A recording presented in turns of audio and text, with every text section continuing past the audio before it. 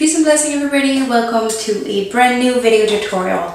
I know it's been a while, but what's finally pulled me out of my little hijab slump, I guess, is the fact that I have received several requests for head coverings for people who are living with alopecia. Now, alopecia is hair loss. It can be due to genetics, illness, or chemotherapy. The people who've requested this were patients or family member of patients undergoing chemotherapy for cancer treatment. So before I get started, I'd like to ask everybody to make a special thought or prayer for cancer treatment patients. So, alright, here's a few tips to get started. So if you're bald or if you have some hair loss, the first thing you're going to want to do is make sure that you have a clean and dry scalp before you put anything on top of it. You might want to also powder it because unfortunately there's no hair follicle to actually absorb oils and residue. The next thing you're going to want to do is really consider what you're going to be putting on top of your head. There is such a thing as bonnets. I have this one, which I like. It comes with a little bit of a fluff. You can put it in the front or in the back depending on how you feel about it, or you can use it under a scarf. The thing that you like to consider about this is the fact that it has to be fairly loose, and because this fabric is synthetic.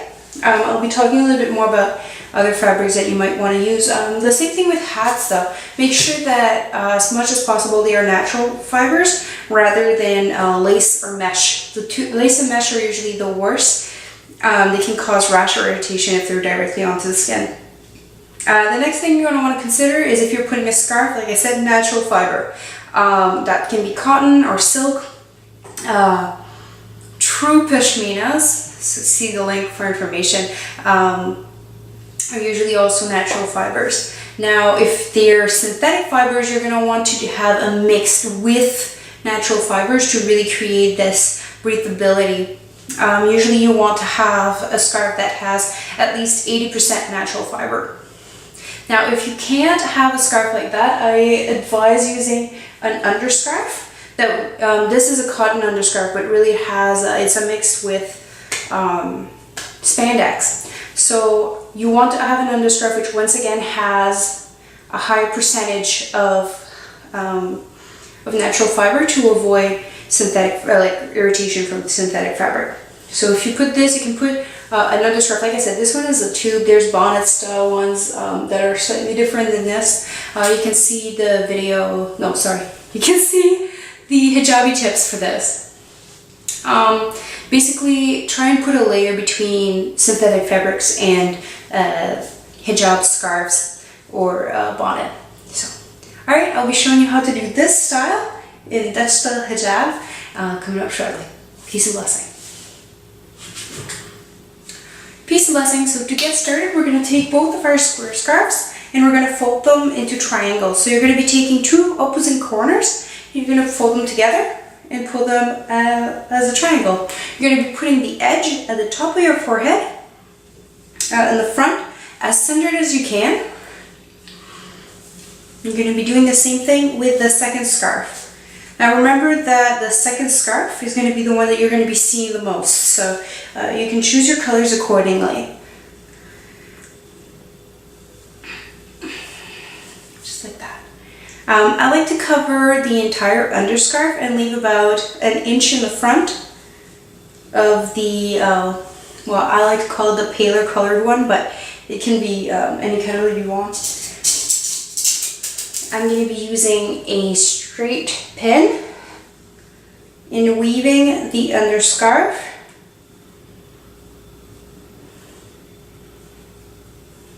Like this. So it takes both layers and the underscarf together. I'm going to take both flaps, bring them together in the nape of your neck. You're going to get all the layers together. And I'm going to pin it with a safety pin, or in this case it's a scarf pin.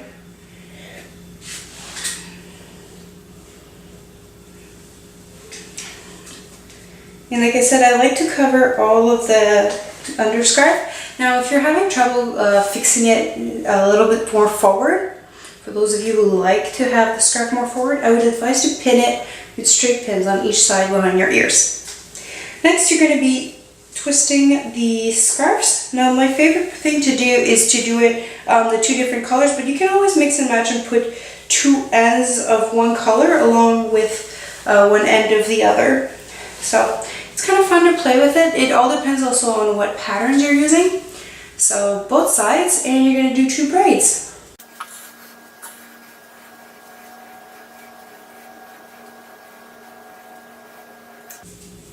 Try to go as far to the end of the scarves as you can. And then I'm using just a regular hair elastic. There are smaller hair elastics that do a better job. You can also use a safety pin, depending on what look you're looking to get. And then you do the other side.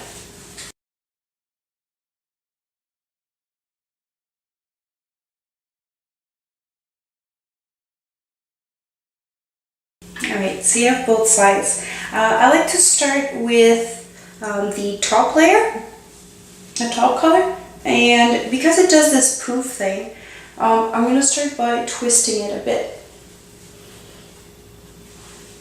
Next, I'm going to be going, I'll turn around so you can see, underneath, and then onto the side. Now I have some hair at the bottom which creates already kind of a bun, but without that, the layers here will actually create a bun that you can go around anyway. So just go around. For me, the hair elastic falls at the very bottom, so I like to tuck it in a bit. And then at the very side, I'm going to be pinning it. Now you'll most likely want to adjust, because as much as you pull on it, the more it's actually going to come, not off, but a little bit forward, a little bit back, etc. So you'll probably want to pin it some more as you go along. Now I'm going to do the same thing I did earlier with the twist for the top one. What I'm going to do is I'm going to pull this one up. Remember, I pulled the last one down. So I'm going to pull this one up. I like to go in the same direction as the previous one, so I went down and round. I'm going to go in the same direction, but starting up. Up and down. And shake it all around. Alright. Once again, using straight pins, I'm going to go and pin my edges. You'll most likely want to solidify it all with extra pins. Now don't be shy to use safety pins.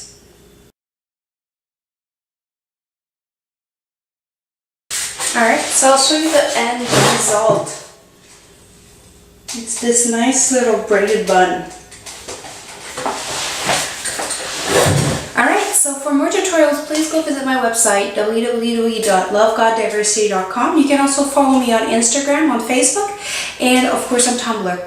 You can see all the links below. You can also tweet me at SLGD_Steffi. More information in the comments, and of course subscribe to my channel and comment below. Alright, peace and blessing everybody.